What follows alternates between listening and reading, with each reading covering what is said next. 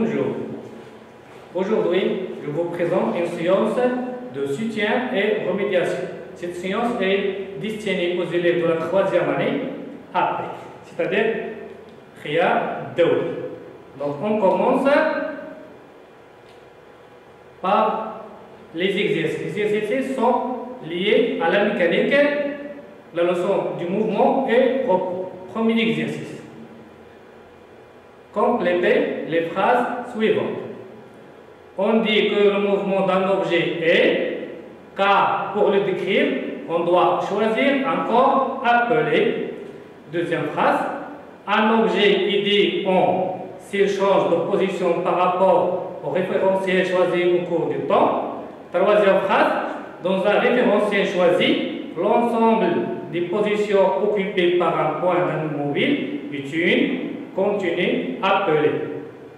Donc, d'après la première phrase, on dit que le mouvement d'un objet est, donc le mot convenable est relatif. On dit que le mouvement d'un objet est relatif, car pour le décrire, on doit choisir un corps appelé corps de référence ou référentiel. La deuxième phrase. Un objet est dit on s'il change de position par rapport au référentiel choisi au cours du temps. Donc, un objet est dit en mouvement. La troisième phrase. Dans un référentiel choisi, l'ensemble des positions occupées par un point d'un mobile est une. Ici, on parle de droite. Est une droite continue appelée trajectoire. C'est la définition de la trajectoire. La quatrième phrase. Quand un point d'un mobile décrit une courbe linéaire, on dit que la trajectoire est, et lorsqu'il parcourt un cercle, on dit que la trajectoire est, alors que lorsqu'il décrit une courbe quelconque, la trajectoire est dite. Tout segment d'un solide reste parallèle à lui-même pendant le mouvement. D'autre part, tous les points d'un solide décrivent des cercles centrés sur un même axe, des axes de rotation. Donc, d'après la première phrase, on parle du type de trajectoire. Donc, si la trajectoire est une courbe linéaire, donc est dite rectiligne. La trajectoire est rectiligne. Si la courbe décrite est un cercle, donc c'est une trajectoire circulaire. Si la courbe est quelconque, ni rectiligne ni circulaire, on dit que la trajectoire est curviligne. La deuxième phrase, tout segment d'un solide reste parallèle à lui-même pendant le mouvement. Donc ici on parle de type du mouvement. Donc le type est la translation. Donc la phrase est tout segment d'un solide en translation reste parallèle à lui-même pendant le mouvement. D'autre part, tous les points d'un solide ont donc le deuxième type de mouvement est la rotation. Donc la phrase devient d'autre part, tous les points d'un solide en rotation décrivent des cercles centrés sur un même axe, des axes de rotation. Donc on a deux types de mouvements, le mouvement de translation et le mouvement de rotation.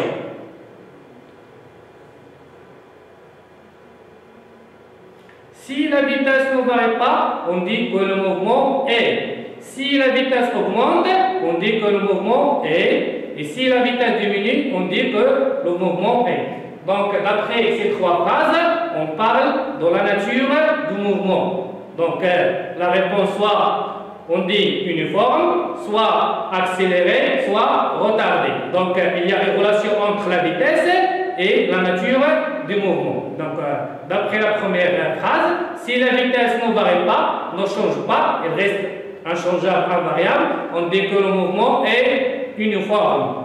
La deuxième phrase, si la vitesse augmente, on dit que le mouvement est accéléré. Si la vitesse diminue, on dit que le mouvement est retardé. Donc on a, selon la nature du mouvement, soit le mouvement uniforme, soit le mouvement accéléré ou le mouvement est retardé. Donc on passe au deuxième exercice. On a représenté le tracé donné par un mobile et au mouvement sur un plan horizontal. La durée séparant deux points consécutifs ou successifs et de t est égal 60 ms, c'est-à-dire millisecondes. Voici à l'échelle 1 la représentation de l'enregistrement. Donc on a les points M0, M1, M2, M3, M4, M5, M6 et M7. Entre deux points consécutifs, la durée de temps est de 60 millisecondes. La première question. Déterminez le type de la trajectoire d'un point M du mobile. Justifiez votre réponse. La deuxième question. Déterminez la nature du mouvement du point M. Justifiez votre réponse. Et la troisième question. Calculez en unité internationale la vitesse moyenne du point M. Donc on passe à la correction. Donc pour déterminer le type de la trajectoire, déjà dans le premier exercice, la trajectoire ou le type de trajectoire, on a trois types de la trajectoire. Soit une trajectoire rectiligne, soit une trajectoire circulaire ou une trajectoire curvée. Donc d'après la représentation, on a les points M0, M1, M2, etc. sont sur la même ligne droite. Donc la trajectoire est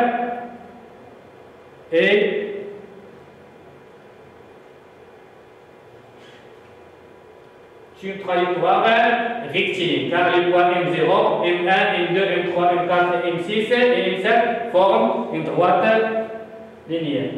La deuxième question, la nature du mouvement. Donc, puisque les distances parcourues sont égales, donc on a un mouvement uniforme.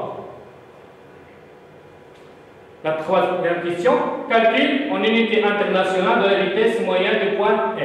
Donc, pour calculer la vitesse moyenne, on fait appel à la relation Vm est égale la distance parcourue divisée par la durée de temps. Donc, la distance parcourue par le mobile est M0, M7 et la durée est delta T. La vitesse moyenne est égale au quotient de la distance parcourue par la durée de temps nécessaire pour parcourir cette distance.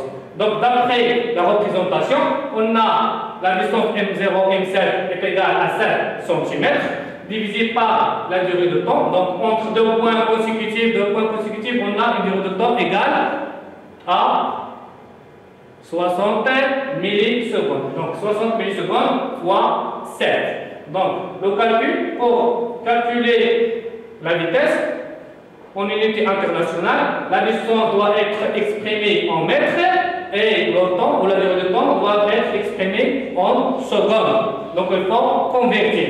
Pour convertir le centimètre en mètres, on divise par 100. 7 divisé par 100 est égal à 0,05 mètres.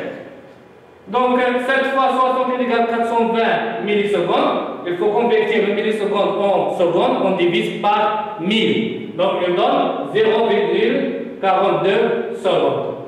On fait l'opération par calculatrice. On trouve la vitesse moyenne est égale à 0,16 mètres par seconde. Il faut faire attention aux unités de mesure. Toujours les condoms physiques doivent être exprimés dans le système international des unités. Le système international des unités. Là, la distance en mètres, la durée de temps en secondes et la vitesse moyenne en mètres par seconde.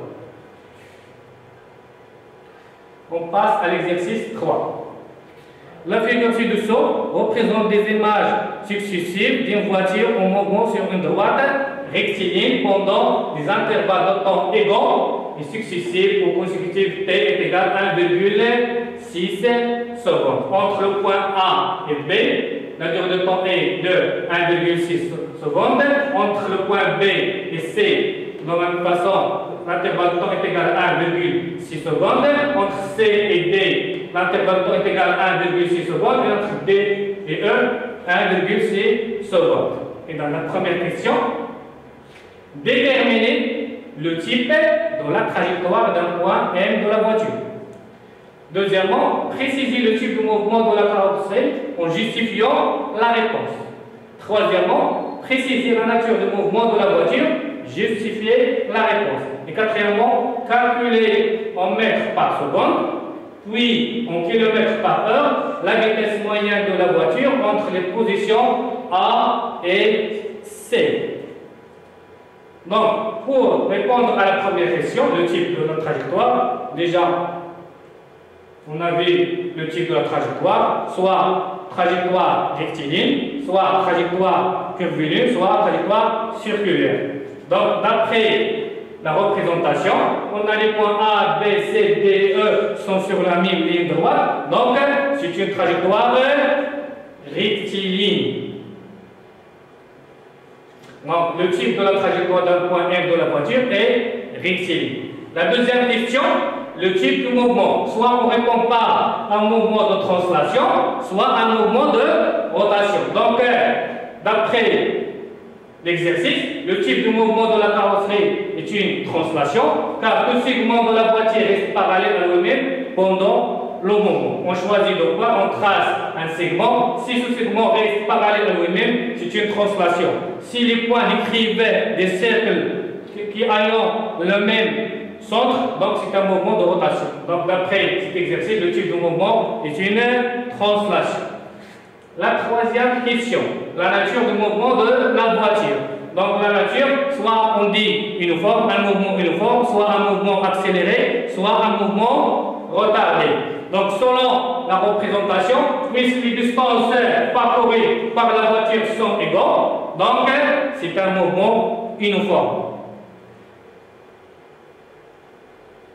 La quatrième question, calculer en mètres par seconde, c'est-à-dire en unité internationale, puis en kilomètres par heure, la vitesse moyenne de la voiture entre les positions A et C. Entre les positions A et C. Donc, on a la relation VM est égale D sur delta T, c'est-à-dire la distance divisée par la durée de temps. Donc, selon la question, entre les positions A et C. Donc, VM est égal à C, la distance AC, divisé par delta T. Delta T, c'est la durée de temps pour parcourir la distance entre les points A et le point C. Donc, d'après les données, application numérique, donc AC est égal à 80 mètres, selon les données, 80 mètres, divisé par, donc entre deux points consécutifs, on a un intervalle de temps T égale 1,6 secondes, donc entre A et B 1,6 secondes, entre B et C, on sait 1,6 secondes, donc delta T est égal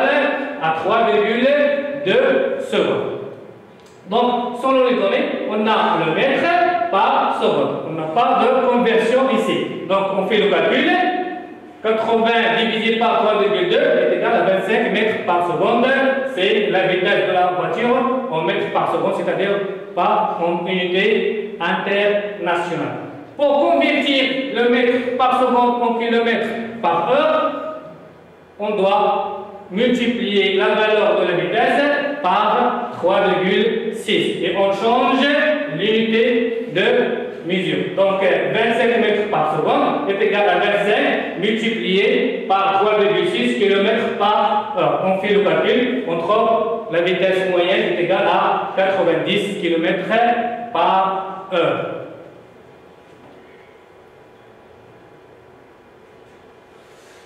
Cinquième question. Le conducteur a perçu une barrière à 85 mètres.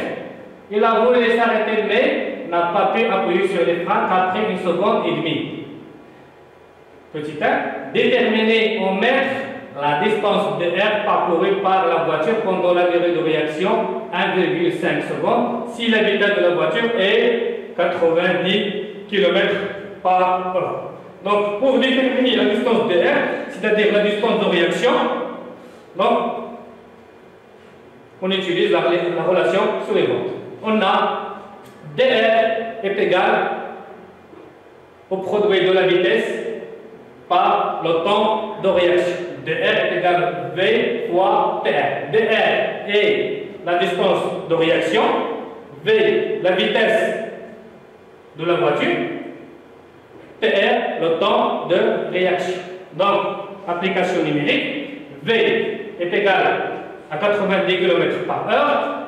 La distance où le temps de réaction est égal à 1,5 secondes. Donc, pour faire le calcul, on doit exprimer ces grandeurs en unités internationales. Toujours, il faut être vigilant, il faut faire attention aux unités de mesure. Donc, il faut convertir 90 km/h en mètres par seconde. Pour faire la conversion, on divise la valeur de la vitesse par 3,6. Donc, on trouve 90 divisé par 3,6 et on change l'unité de km/h en mètres par seconde. Multiplié par 1,5 secondes, la durée de réaction, on fait le calcul par une calculatrice, on trouve 25 mètres par seconde fois 1,5, d'où le résultat final dr, la distance de réaction est égale à 37,5 mètres. C'est la distance de réaction. La distance parcourue par le conducteur ou la voiture entre l'instant où le conducteur a vu la barrière et l'instant où on l'a appuyé sur les freins. Petit 2. Dans les conditions de circulation de cette voiture, la distance de freinage est calculée par la relation DF. La distance de freinage DF en mètres est égale V au carré divisé par 15,4. Avec V et la vitesse de la voiture en mètres par seconde, toujours on travaille dans le système international des unités, calculer la distance de freinage DF et on déduire la distance d'arrêt DA. Troisièmement, le conducteur va-t-il heurter la barrière? Donc, avant de répondre à la troisième question, il faut calculer d'abord la distance d'arrêt. Et avant de calculer la distance d'arrêt, il faut savoir la valeur de la distance de freinage. Donc, on passe au calcul de la distance de freinage. Dans les conditions de circulation de la voiture, la distance de freinage est calculée par la relation DF en mètres est égal V au carré sur 15,4. La vitesse doit être exprimée en mètres par seconde. Donc, d'après la question précédente, on a la vitesse est égale à 25 mètres par seconde. Donc, 25 au carré divisé par 15,4 est égal.